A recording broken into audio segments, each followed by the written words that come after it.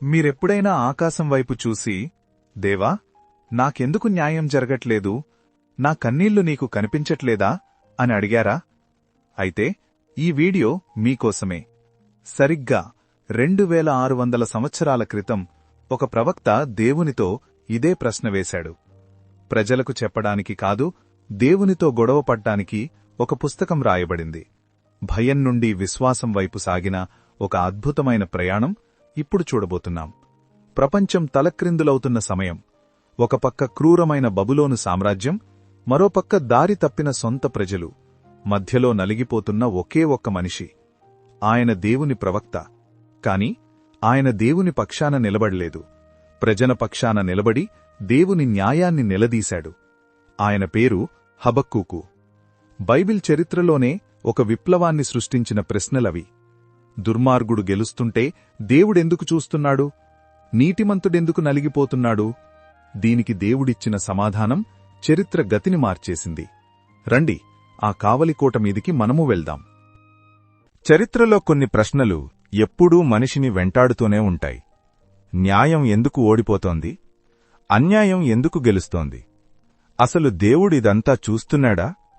సరిగ్గా ఇలాంటి ప్రశ్నలతోనే హబక్కూకు గ్రంథం ప్రారంభమవుతోంది. ఇది కేవలం ఒక ప్రవచనం కాదు, ఇదొక సంఘర్షణ. సాధారణంగా బైబిల్లోని ప్రవక్తలు దేవుని మాటలను ప్రజలకు ప్రకటిస్తారు. కాని హబక్కూకు శైలి పూర్తిగా భిన్నం. ఇతను ప్రజలతో మాట్లాడ్డం లేదు, ప్రజల తరపున దేవునితోనే వాదనకు దిగుతున్నాడు. ఈ ఆవేదన ఈనాటి మన సమాజంలో జరుగుతున్న అన్యాయాలకు కూడా అద్దం పడుతోంది. హబక్కూకు ఎవరు?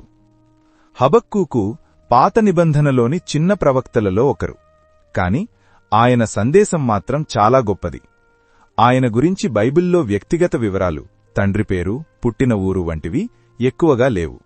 కాని ఆయన రాసిన గ్రంథాన్ని బట్టి మనం ఆయన గురించి ఈ విషయాలు అర్థం చేసుకోవచ్చు. హబక్కూకు అనే హెబ్రీ పదానికి 2 అర్థాలున్నాయి. కౌగిలించుకొనువాడు, వన్ హూ ఎంబ్రేసెస్ అంటే దేవుని ప్రజలను ఓదార్చేవాడు అని అర్థం. పోరాడేవాడు, వన్ హూ రెజిల్స్ అంటే ప్రార్థనలో దేవునితో పోరాడేవాడు అని అర్థం. నిజానికి ఆయన చేసింది అదే.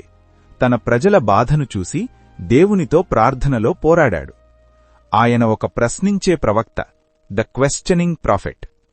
మిగతా ప్రవక్తలు యెషయా, యెర్మియా వంటివారు దేవుని దగ్గర నుండి సందేశం తీసుకుని ప్రజలకు చెప్పేవారు. కాని హబక్కూకు మాత్రం ప్రజల పక్షాన నిలబడి దేవునితో మాట్లాడాడు. దేవా, అన్యాయం జరుగుతుంటే ఎందుకు మౌనంగా ఉన్నావు అని దేవుణ్ణి ప్రశ్నించిన ధైర్యవంతుడు. ఆయన యిర్మియా ప్రవక్త కాలంలో జీవించాడు. యూదాదేశం ఆత్మీయంగా పడిపోయినప్పుడు మరియు క్రూరమైన బబులోను సామ్రాజ్యం దండయాత్రకు సిద్ధంగా ఉన్నప్పుడు. హబక్కూకు జీవించిన కాలం యూదాదేశ చరిత్రలోనే అత్యంత చీకటి రోజులు. సుమారు క్రీస్తుపూర్వం 609-605. అప్పటి వరకు యూదాను పాలించిన మంచి రాజు యోషియా చనిపోవడంతో దేశంలో భక్తిమార్గం కనుమరుగైపోయింది. అతని కుమారుడైన యెహోయాకీము సింహాసనాన్ని ఎక్కాడు. ఇతను అత్యంత స్వార్థపరుడు మరియు క్రూరుడు. దేవుని ధర్మశాస్త్రం పక్కన పెట్టి పేద ప్రజల రక్తాన్ని పిండి తన విలాసవంతమైన భవనాలను కట్టుకున్నాడు. 2 రాజులు 23:37లో యెహోయాకీము యెహోవా దృష్టికి చెడుతనము జరిగించెను. దీని గురించి యిర్మియా ప్రవక్త కూడా క్లియర్గా చెప్పాడు. నీతి తప్పి తన నగరును స్థాపించువానికి శ్రమ, న్యాయం తప్పి తన మేడగదులను కట్టించుకొనుచు జీతమీయక తన పొరుగువానిచేత ఊరకే కొలువు చేయించుకొనువానికి శ్రమ. యిర్మియా 22:13. రాజు ధర్మం తప్పితే ప్రజలు కూడా చెడిపోతారు. న్యాయస్థానాల్లో లంచాలు, బలవంతులదే రాజ్యం అనే పరిస్థితి వచ్చింది. తండ్రి కట్టిన ఆత్మీయ విలువలను నాశనం చేశాడు. యిర్మియా ప్రవక్త కూడా ఇదే సమయంలో ఉన్నాడు. యిర్మియా రాజభవనంలో రాజుతో పోరాడితే హబక్కూకు దేవాలయంలో దేవునితో పోరాడాడు. అప్పటివరకు ప్రపంచాన్ని అష్షూరు సామ్రాజ్యం రాజధాని నీనెవే పరిపాలించేది. కాని క్రీస్తుపూర్వం 612లో నీనెవే పడిపోయింది. అప్పుడు తూర్పు దిక్కున ఒక కొత్త రాక్షస శక్తి పుట్టుకొచ్చింది. అదే బబులోను. క్రీస్తుపూర్వం 605లో జరిగిన ప్రసిద్ధ కర్కెమీషు యుద్ధంలో బబులోను రాజు నెబుకద్నెజరు ఐగుప్తును ఓడించి ప్రపంచంలోనే అత్యంత బలవంతుడిగా మారాడు. యిర్మియా 46:2. ఇప్పుడు అతని కన్ను చిన్న దేశమైన యూదా మీద పడింది. సరిగ్గా ఈ భయంకరమైన సమయంలోనే హబక్కూకు తన గ్రంథాన్ని రాశాడు. ఒక పక్క సొంత దేశంలో అవినీతి, మరో పక్క బయట దేశం నుండి యుద్ధ భయం. హబక్కూకు యూదారాజ్యంలో జరుగుతున్న అన్యాయాన్ని, దౌర్జన్యాన్ని చూసి తట్టుకోలేకపోతాడు. అతనికి దేవుని న్యాయం మీద నమ్మకం ఉంది, కాని తన కళ్ల ముందు జరుగుతున్నది దానికి విరుద్ధంగా ఉంది. బైబిల్లో దేవోక్తి అని మనం చదివే మాటకు హెబ్రీలో మస్సా అని అర్థం. అంటే ఒక బరువు, ఎ బర్డన్. దేవుడు హబక్కూకుకు కేవలం ఒక సందేశాన్నివ్వలేదు, తన గుండె మీద ఒక భారాన్ని మోపాడు. ప్రవక్త చుట్టూ చూసినప్పుడు దేవుని ప్రజలే, యూదావారు దేవుని ధర్మశాస్త్రాన్ని మీరి ఒకరినొకరు దోచుకుంటున్నారు. అందుకే అతను బలాత్కారము అంటే హీబ్రూలో హమాస్ అని అరుస్తున్నాడు. ఆకాశం వైపు చూసి దేవునితో గొడవకు దిగాడు. హబక్కూకు ప్రధాన సమస్య దేవుని శక్తి కాదు, దేవుని నిశ్శబ్దం. ఎన్నాళ్లు అనేది బైబిల్లో బాధలో ఉన్న భక్తులు తరచుగా అడిగే ప్రశ్న. ఇక్కడ 4వ వచనంలో ధర్మశాస్త్రము నిరర్ధకమాయెను. నిరర్ధకమాయెను అనే పదానికి మూలార్థం చచ్చుబడిపోయింది అని అర్థం. ఒక మనిషికి పక్షవాతం వస్తే చెయ్యి ఎలా కదలదో, సమాజంలో దేవుని చట్టం ఉన్నా అది పనిచేయడం లేదు, న్యాయం జరగడం లేదు, తీర్పు వంకరగా పోతోంది. న్యాయ వ్యవస్థ మొత్తం కుప్పకూలిపోయిందని హబక్కూకు ఆవేదన చెందుతున్నాడు. ఇదే పరిస్థితిని శతాబ్దం ముందు ప్రవక్త యెషయా కూడా చూశాడు. యెషయా 59:14 ఇలా చెబుతోంది: న్యాయం వెనక్కు తొలగిపోయింది, నీతి దూరంగా నిలిచింది, సత్యం వీధిలో పడిపోయింది. అంటే హబక్కూకు చూస్తున్న సంక్షోభం కొత్తది కాదు, దేవుని ప్రజల చరిత్రలో పునరావృతమవుతున్న గాయం. కీర్తనకారుడైన ఆసాపు కూడా ఒకరోజు చుట్టూ చూసి ఆశ్చర్యపోయాడు. దుష్టులు అభివృద్ధి చెందుతున్నారు, భక్తులు బాధపడుతున్నారు. అందుకే అతను ఇలా అంటాడు: ఇదిగో ఇట్టివారు భక్తిహీనులు, వీరు ఎల్లప్పుడూ నిశ్చింతగలవారై ధనవృద్ధి చేసుకొందురు.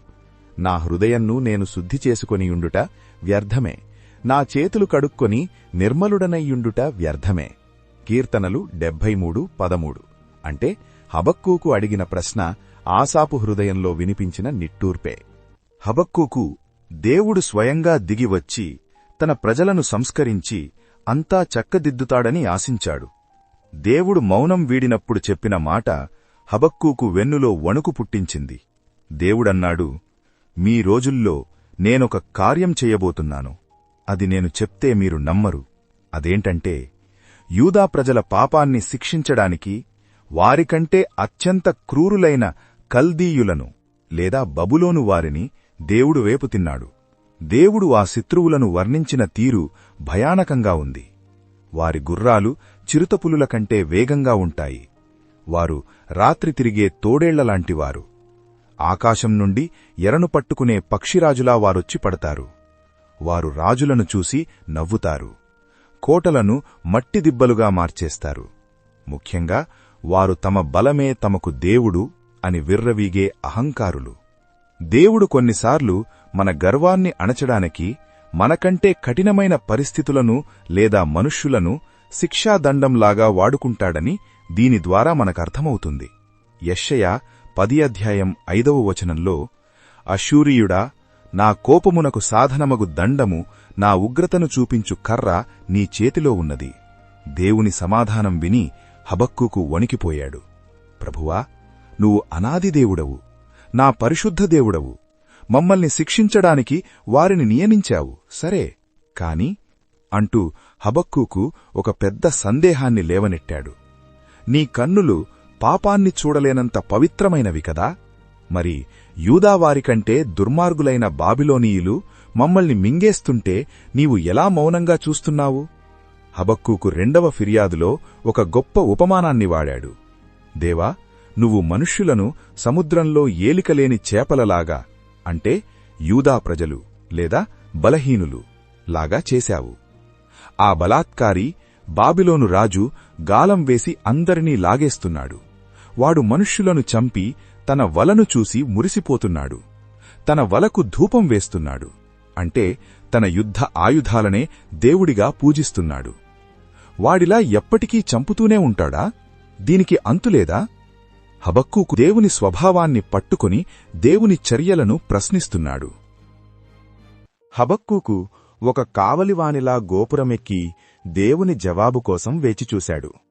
ఇంతకీ ఆ గోపురం మీద దేవుడు బయలుపరిచిన ఆ రహస్యమేమిటి? అన్యాయంతో ఇల్లు కట్టుకుంటే ఆ ఇంటి గోడల్లోని రాళ్లు కూడా ఘోషించగలవా?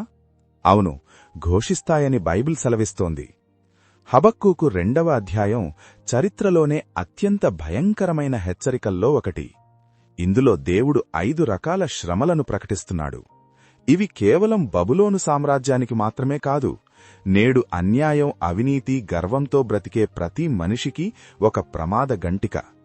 దేవుని తీర్పు ఎలా ఉంటుందో, అది ఎంత ఖచ్చితంగా జరుగుతుందో ఈ అధ్యాయం మనకు కళ్లకు కట్టినట్లు చూపిస్తుంది. హబక్కూకు కూడా దేవుని వాక్కు కోసం తన కావలి స్థలము మీద నిలబడతాడు. దేవుడు మౌనంగా ఉండడు. ఆయన మాట్లాడుతూ, దర్శనమును పలకమీద స్పష్టముగా వ్రాయుము అని ఆజ్ఞాపిస్తాడు. ఇది దేవుని ప్రణాళిక యొక్క స్పష్టతను చూపిస్తుంది. ఎంత స్పష్టమంటే పరుగెత్తుకుంటూ వెళ్లేవాడు, వార్తాహరుడు కూడా దానిని చదవగలగాలి. దేవుని కార్యాలు ఆలస్యం అనిపించినా అది నిర్ణయకాలమున ఖచ్చితంగా జరుగుతాయని దేవుడు హామీ ఇస్తున్నాడు. ఇది హెబ్రీయులకు 10:37లో చెప్పబడినట్లుగా కాలము బహు కొంచెముగా ఉన్నది, వచ్చుచున్నవాడు ఆలస్యము చేయక వచ్చును అనే సత్యానికి నాంది పలుకుతుంది.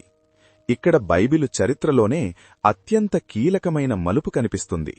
గర్విష్ఠులైన బబులోనీయులు తమ శక్తిని నమ్ముకుంటారు, కాని దేవుడు ఒక విప్లవాత్మకమైన సత్యాన్ని ప్రకటిస్తాడు.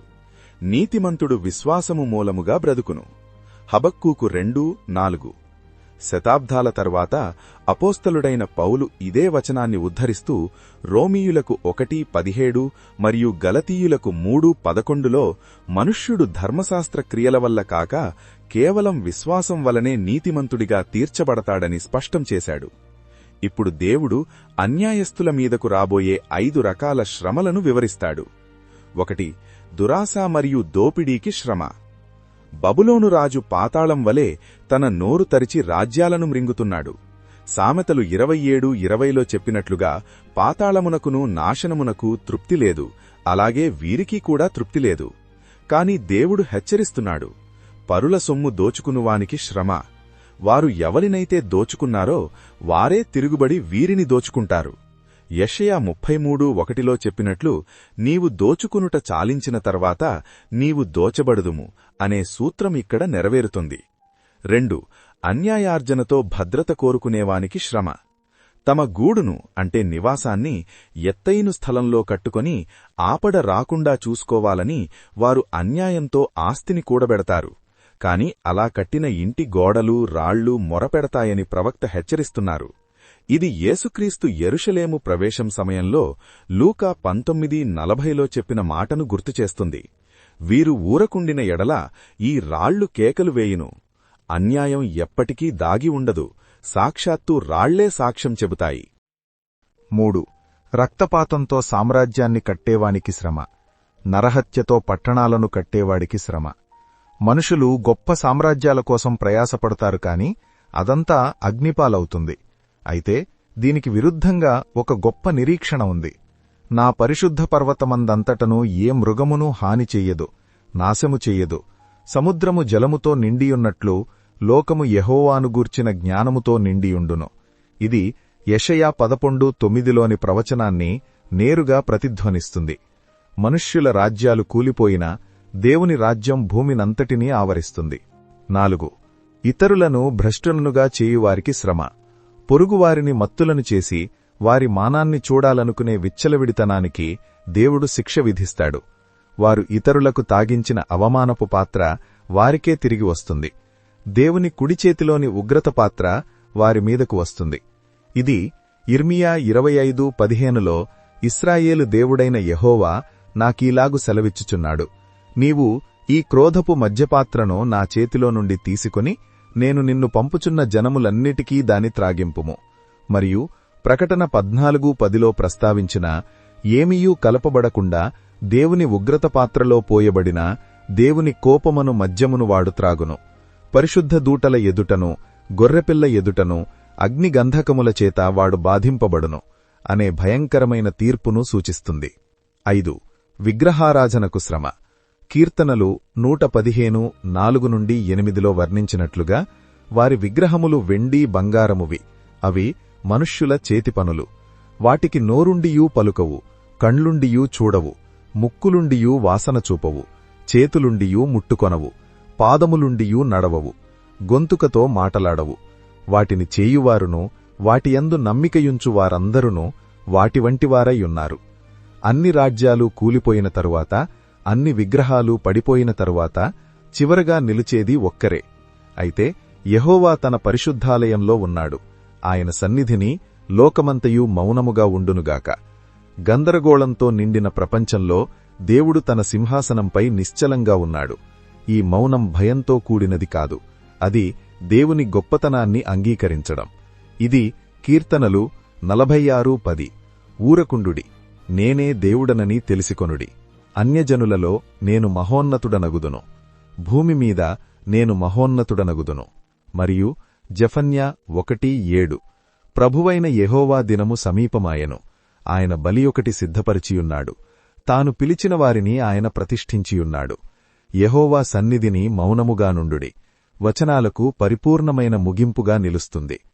మానవ ఆర్భాటాలు ముగిసినప్పుడు దేవుని మౌనమే అంతిమ తీర్పుగా మారుతుంది. 2వ అధ్యాయం ముగిసేసరికి హబక్కూకు భయం పోయింది. పరిస్థితులింకా మారలేదు, బబులోను సైన్యం ఇంకా వస్తూనే ఉంది. కాని హబక్కూకు దొరికిన జవాబేంటంటే, దుష్టులు నాశనమవుతారు, కాని దేవుని ప్రజలు విశ్వాసం ద్వారా బ్రతుకుతారు. ఈ ధైర్యంతో అతనిక ఫిర్యాదు చేయడు, పాట పాడతాడు. హబక్కూకు ఇలా అంటున్నాడు: యెహోవా, నీ గురించి విన్న వార్త విని నేను భయపడుతున్నాను. ఈ సంవత్సరముల మధ్యలో నీ కార్యమును నూతనపరచుము, ఉగ్రతయందు వాత్సల్యమును జ్ఞాపకము చేసుకొనుము. హబక్కూకు ఇక శిక్షను ఆపమని అడగటం లేదు. శిక్షించేటప్పుడు మా పట్ల జాలి చూపించు అని దేవుని చిత్తానికి లొంగిపోయాడు. యెహోవా, సంవత్సరములు జరుగుచుండగా నీ కార్యము నూతనపరచుము అని వేడుకుంటున్నాడు.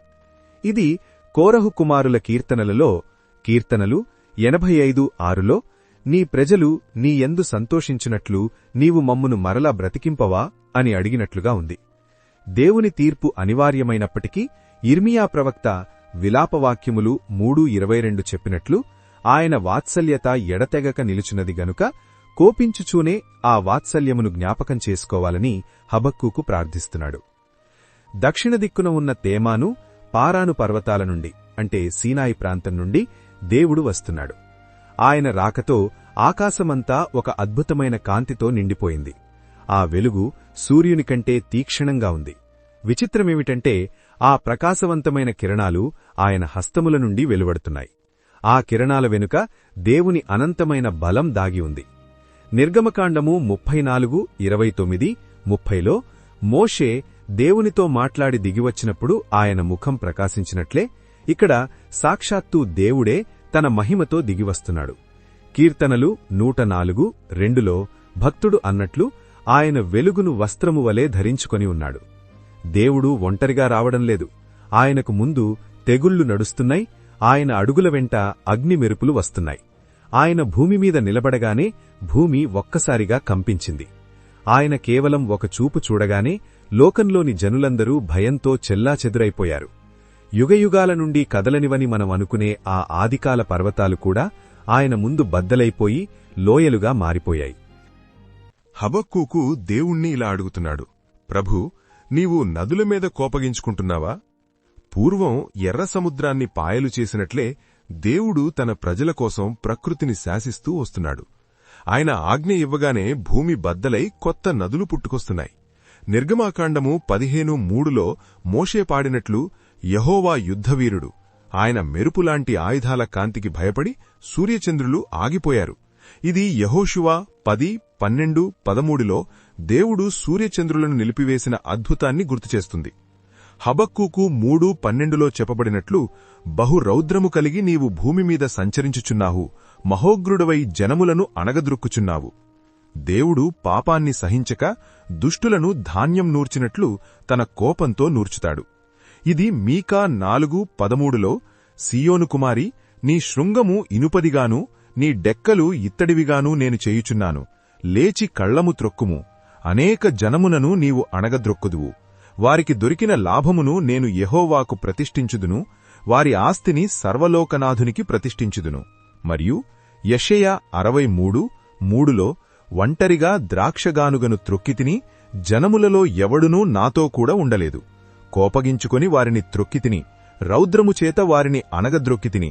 వారి రక్తము నా వస్త్రముల మీద చిందినది, నా బట్టలన్నీయూ డాగులే. వివరించిన విధంగా బబిలోను వంటి శత్రు సామ్రాజ్యాల పతనానికి సూచన. హబక్కూకు 3:13 దేవుని రక్షణను వివరిస్తుంది.